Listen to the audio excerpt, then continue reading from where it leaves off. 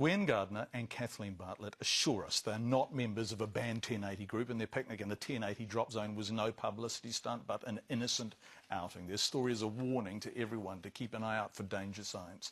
The sisters admit they drove right past one but believe more warnings should have been in place. The sisters say their health has been affected and there's a scarcity of information on what to do if you're exposed to 1080. Jendi Harper with their story. I reckon if we bush bash through here somewhere it'll do us. Kathleen Bartlett and Gwen Gardner, two sisters on a day out on a picnic in paradise. It was a day they'd been looking forward to spending together, but has become a day they reflect on with horror. I had a stomach ache and felt quite nauseous, a lot of pain in my stomach, and became quite giddy and breathless. Terrible tinny taste in my mouth, numb tongue, straight away that happened.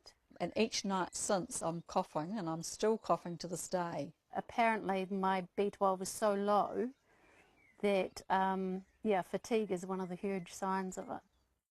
How frightened are you? I'm very frightened. I'm extremely frightened. Sorry. Well, you told me in the car that you're so frightened that actually this is why you wanted to speak out. Yes. In case something happens to you. That's right. I feel it's been covered up and we've been shut up, and it has happened. It could happen to anybody that goes out into the countryside. So what did happen here on the 12th of June? An aerial drop of sodium fluoroacetate, better known as 1080. That had a great big green monsoon bucket hanging down below it. And I said to Kath, I wonder if there's a fire, you know, that he'll be flat filling up his monsoon bucket in this creek. And that's all I thought about it.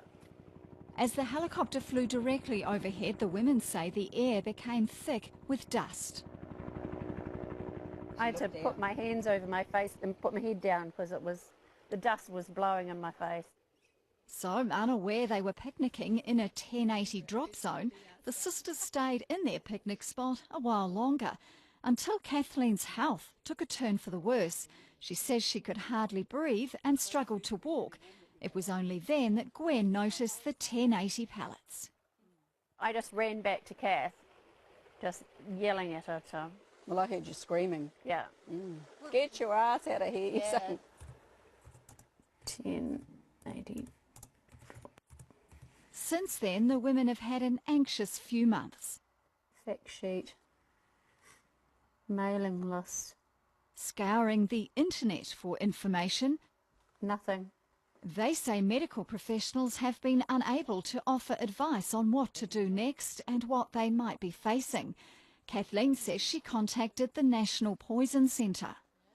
She said, oh, well, I don't know anything about it. I'll have to ask somebody. So she went away. She said, hang on a minute. And she came back on the line and she said, oh, well, you're still alive, so you'll be all right. And that was it. She's concerned that her latest liver tests show it is struggling to function. So here's my liver, and it's been perfectly fine all my life, is now giving me these extraordinary readings. And my breathing has been, for the first time in my life, I'm on a puffer for asthma. So, you know, you read that it affects your liver and then it affects your lungs and then it affects your heart. An investigation is underway, and for that reason the West Coast Medical Officer of Health wouldn't appear on camera, but told us the scope of the investigation includes identifying where the women were, whether or not it was within the operational boundary, and if conditions and consents had been complied with. That includes public awareness. At the main road turnoff around 2 kilometres from where they picnicked, there is this warning sign dated 12th of June. Did you see the sign? No. No. No. They did spot it on the way out, but are adamant it wasn't the size it is now. This one was here that day. These ones were, when we came back on the 30th of June to revisit the site, these ones had been added. As they swung left into this track, they noticed another 1080 sign. This one, it was dated 5th of March and has since been removed. Another photo of their picnic spot being visited by a weka contains GPS coordinates, which Gwen says is proof they did not drive past barriers and onto private land. They've said to me, why did we go past the chain and cones and security guards? There was none. Do you think that you were irresponsible to go into that area that day? No, I don't. But we're being made to feel that way, that we were just stupid women in the wrong place where we shouldn't have been. And nothing else really. No one has ever asked me how my health is. Apart from their GP, Gwen is awaiting test results and Kathleen is booked in for an ultrasound. We're shitting ourselves, totally shitting ourselves. Nobody seems to know what to do with us, how to treat us, what we should be doing, what we should be taking, how it's going to affect us, really.